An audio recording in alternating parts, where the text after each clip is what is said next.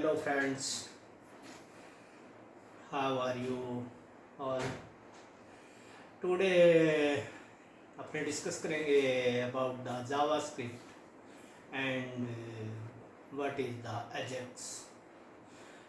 तो जावास्क्रिप्ट जे scripting language है जो कि HTML को एलिमेंट्स चेंज कर सकती है, उसमें एनिमेशन डाल सकते हैं एंड ऑब्जेक्ट इसमें जैसे सिंटैक्स है, इनमें लूप्स है एंड और भी बहुत सी जैसे ऑपरेटर्स हैं, arithmetic operator, logical operators and data types हैं, असाइनमेंट है and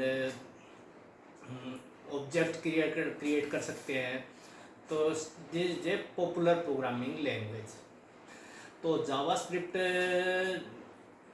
is the basically used for the web development, basically mainly used for changing the element of the HTML tags or making animation and handling the request।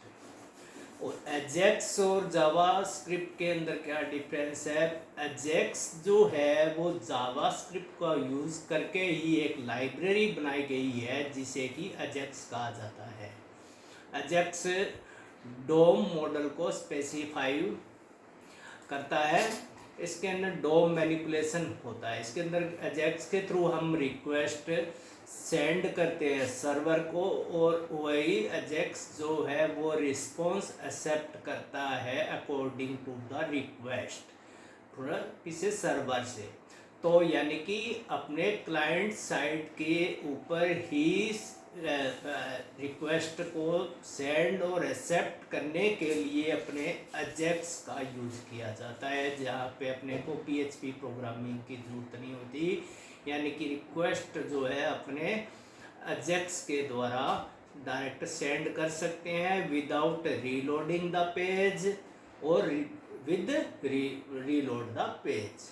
वो अपनी जिस हिसाब से अपने का application बनी है उसके अकॉर्डिंग अपने कर सकते हैं। तो ये है jQuery का अजेक्स का एक सिंपल सा इंट्रोडक्शन, यानी कि वो जावास्क्रिप्ट को यूज़ करके ही एक लाइब्रेरी का बंडल बनाया हुआ है जिसका नाम दिया गया है अजेक्स, और उसको अपने बहुत सी जगह पर डिफरेंट वेज के लिए यूज़ करते हैं। जैसे कि कोई एलिमेंट की चेंज इवेंट को अकर हो रही है, जैसे कि यानी कि ड्रॉप डाउन से कोई टेक्स्ट चेंज होता है तो उस इवेंट को कैच करने के लिए, या फिर कोई टेक्स्ट के अंदर कोई राइट की प्रेस होती है तो उस की को कैच करने के लिए, यानी कि कोई भी इवेंट अकर होती है तो उसको हैंडल करने के लिए अपने jQuery का यूज कर सकते हैं और एज वेल एज अजेक्स का यूज कर सकते हैं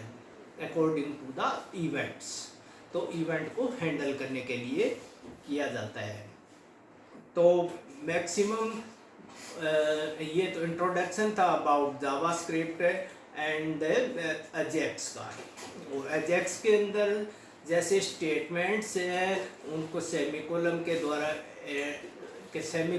द्वारा एंड लास्ट में सेमीकोलन लगाया जाता है। इसके अंदर भी वेरिएबल डिफाइन कर सकते हैं, जैसे इसके अंदर अपने को स्टार्टिंग के अंदर इंटीजर जैसे C++ के तरह वेरिएबल लिखे जाते हैं, इसमें वेरिएबल नेम एंड वैल्यू दी जाती है। तो इसके अंदर सिंटैक्स होता है इसके, जैसे कि variable name equal to value और सेमीकोलन, और उस वेरिएबल को अपने यूज़ कर सकते हैं।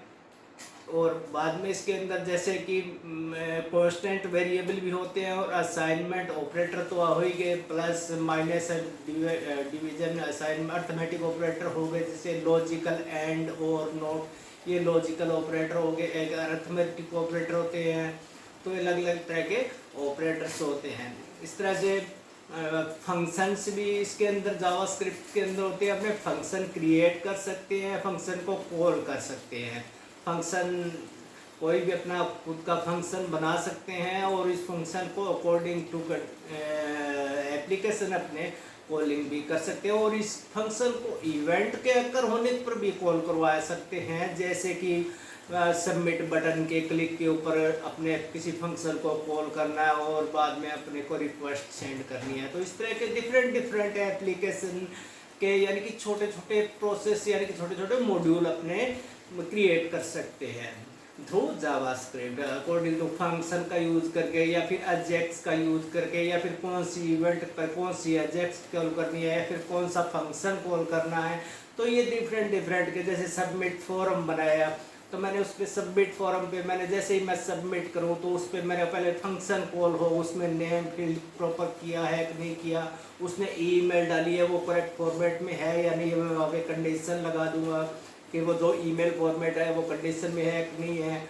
बाकी टेलीफोन नंबर फील्ड ये है वो प्रॉपर 10 डिजिट का है या नहीं है।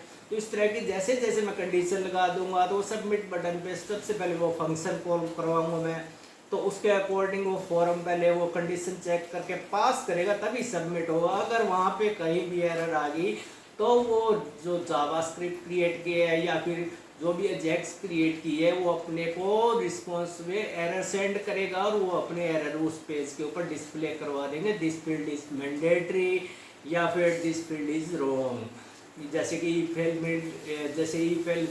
Email field is wrong, email field does not have a valid character, या फिर पासवर्ड के लिए अपने वैलिड करेक्टर डिफाइन कर रखे हैं तो वो प्रॉपर पासवर्ड अपने डिफाइन नहीं किया है। तो इस तरह डिफरेंट डिफरेंट टाइप की इवेंट्स अकर होती है और उसके अकॉर्डिंग कंडीशंस बनती है, उनके अकॉर्डिंग ही प्रोसेस या फिर एरर मैसेज डिस्प्ले करवा सकते हैं। तो इसका ये बड़ा मैंने आपको एक इंट्रोडक्शन बताया था।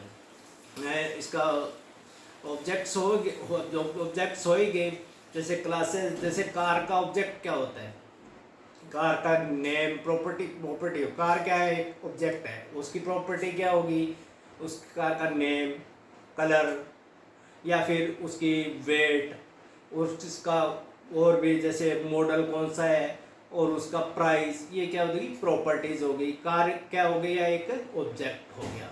इसी तरह से ये तो एक रियल लाइफ का ऑब्जेक्ट था। इसी तरह से इसके अंदर भी अपने ऑब्जेक्ट क्रिएट कर सकते हैं जावास्क्रिप्ट के अंदर ही, और उसके वेरिएबल डिफाइन कर सकते हैं और वेरिएबल की वैल्यू भी डिफाइन, एट्रीब्यूट डिफाइन कर सकते हैं और एट्रीब्यूट की वैल्यू डिफाइन कर सकते हैं। ये इसका ऑब्जेक्ट था। बाकी इसके अंदर स्ट्रिंग्स है, स्ट्रिंग को भी यूज़ कर सकते हैं, स्ट्रिंग हैंडलिंग भी है, एरे भी है, एरे को सॉर्टिंग करना या फिर कुछ भी एरे को कॉन्कैटिनेट करना, स्ट्रिंग कॉन्कैटिनेट करना, एरे स्ट्रिंग डेट्स के भी मेथड्स है इसमें, डेट्स को अलग अलग फॉर्मेट में दिखाना। तो इस तरह के मैथमेटिकल फंक्शंस भी बहुत सारे हैं। इफ एल्स कंडीशंस भी है इसमें, जो कि मैंने अभी आपको एग्जांपल के रूप में बताया, जो फॉर्म सबमिट के अकॉर्डिंग अपने इफ एल्स कंडीशन भी 3-4 टाइप से होती है। एक इफ और एल्स, एक इफ विद इन इफ यानी कि इफ के अंदर इफ और आना, इफ कंडीशन लगाई उसके अंदर इफ कंडीशन और लगाना, उसे कहते हैं इफ विद इन इफ। एक होता है इफ एल्स लीडर, तो एक होता है नेस्टेड इफ, और एक इफ विद इन इफ हो गया, एक एल्स इफ लीडर हो गया और एक सिंपल इफ हो गया। तो इस तरह से इफ के अलग अलग फॉर्मेट्स है इफ एल्स कंडीशंस के, ठीक है। और उसी तरह से स्विच क्या होता है, स्विच एक इफ एल्स कंडीशन का ही रूप है। उसके अंदर भी क्या करते हैं, अपने केसेस बनाते हैं, केसेस के अंदर कंडीशन डिफाइन की होती है और स्विच के अंदर एक वेरिएबल होता है, वो वेरिएबल वैल्यू लेके आता है और वो केसेस के जिस केस के अंदर मैच होती है उसके अकॉर्डिंग वो स्टेटमेंट एग्जीक्यूट हो जाता है। अदरवाइज उसके अंदर डिफॉल्ट लास्ट के अंदर अपने एक डिफॉल्ट वैल्यू डालते हैं, यानी कि कोई भी कंडीशन मैच ना हो तो हमारी ये वैल्यू एग्जीक्यूट हो जानी चाहिए। ये स्विच का कंसेप्ट होता है, यानी कि स्विच का कंसेप्ट जो है वो इफ को फॉलो करके ही बनाया गया है। उसके बाद आ गया इसका लूपिंग के अंदर क्या होता है, for loop, do while loop, while loop, while और डू वाइल लूप में क्या डिफरेंस है? वाइल लूप के अंदर पहले कंडीशन चेक होती है, फिर स्टेटमेंट एग्जीक्यूट होता है, और डू वाइल लूप जो होता है उसके अंदर एक बार तो स्टेटमेंट एग्जीक्यूट होगा ही होगा, बाद में कंडीशन चेक होगी। लेकिन जो व्हाइल लूप यूज किया है तो पहले उसमें स्टार्टिंग में ही कंडीशन चेक होगी, फिर जो उस लूप के अंदर अपने स्टेटमेंट जो लिख रखे गए हैं वो एग्जीक्यूट होगी। ये डिफरेंस होता है while and do while loop के अंदर। एक होता है for loop, nested for loop भी होता है, जो फॉर के अंदर फॉर लूप आ जाए तो उसे नेस्टेड फॉर लूप कहते हैं। इस तरह इसमें लूपिंग होती है, ठीक है। उसके बाद इसके अंदर और भी बहुत से मेथड, सेट ऑफ मेथड्स है, और भी जाओगे तो यानी कि ब्रेक स्टेटमेंट आ गया, कंटिन्यू स्टेटमेंट आ गया, लेकिन छोटे छोटे स्टेटमेंट्स है ये।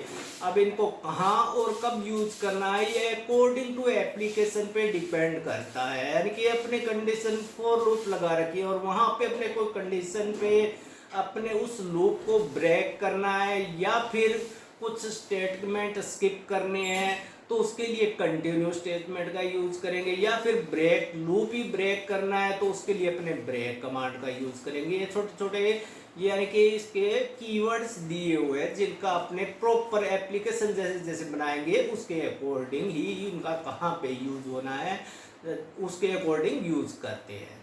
ये इसका ये ब्रीफ डिस्क्रिप्शन था जो कि jQuery से और अजेक्स एंड जावास्क्रिप्ट का पूरा कंसेप्ट जो मैंने आज आपको बताया। Thanks for watching this video. Next video में आपसे फिर मैं मिलूंगा। अगला वीडियो में PHP के लिए brief description about the PHP का लेंगे अपने, और PHP किस तरह से वर्क करती है और PHP का कहाँ यूज करेंगे और इसके ऊपर अपने एक वीडियो बनाएंगे। Have a nice day. अगले वीडियो में फिर मिलेंगे। थैंक्स।